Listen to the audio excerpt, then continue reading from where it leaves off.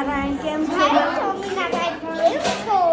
મજામાં ને જમું છું કે અને અહીંયા હેલી બેઠી છે. અહીંયા દાળ બાટીનો પ્રોગ્રામ ચાલે છે. અહીંયા બાપુજી છે, પછી અહીંયા કોણ છે? આદિ છે, આમ જડુ આવી આ વચ્ચે માસી દોડ કરે છે. અને હેલી છે, અહીંયા કાકી બેઠા છે અને આ કઈ છે? હા બોલો. ઓર એની ડીશ જોતી છે.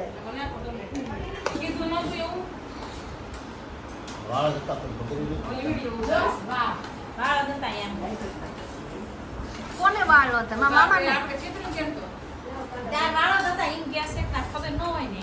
કે આ તો હમણાં 4 વર્ષ